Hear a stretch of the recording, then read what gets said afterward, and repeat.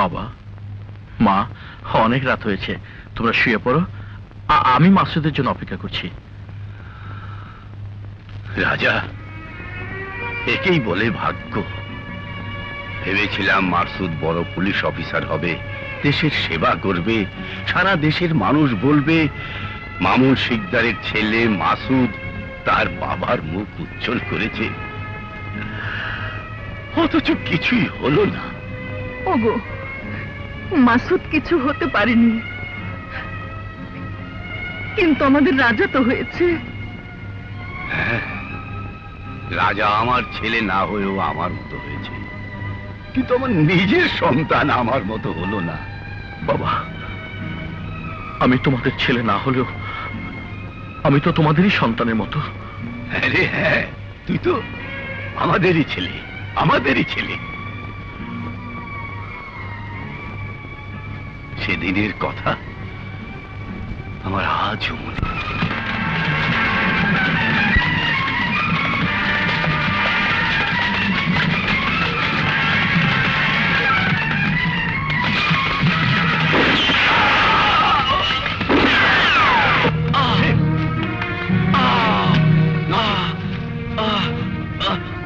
মামুন, নওশীর, আমি বোধহয় বাঁচবো না রে মামুন। তুই আমার মামারা রাজাকে দেখিস বন্ধু, কথা দে তুই রাজাকে নিজের সন্তানের মতো করে মানুষ করবি, কথা দে। নওশীর, কথা দিলাম তোর রাজা আমার কাছেই থাকবি।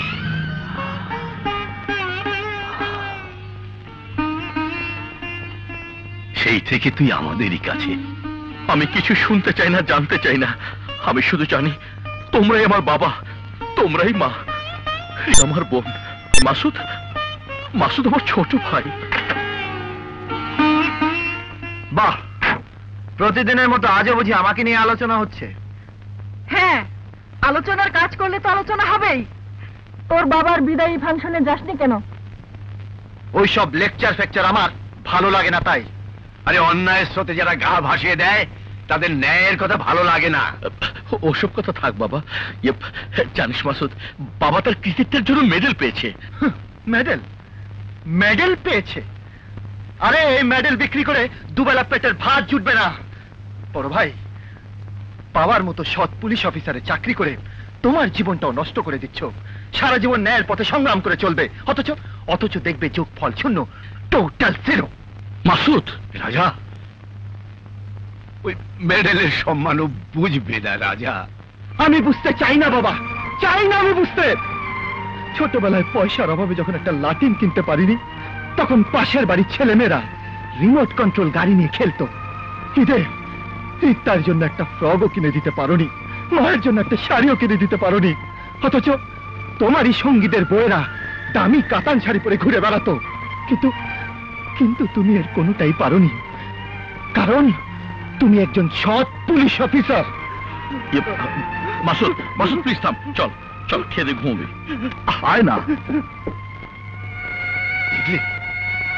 দেখলে সালমা, দেখলে একজন সৎ পুলিশ অফিসার হিসেবে সবার কাছে সম্মান পেলাম, অথচ নিজের সন্তানের কাছে সম্মান পেলাম না।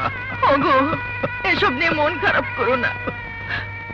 ও যেদিন নিজের ভুল বুঝতে পারবে, তোমার রক্ত যেদিন ওকে ডাকবে, সেদিন দেখবে ও ভালো হয়ে ফিরে এসেছে। বিশ্বাস করো।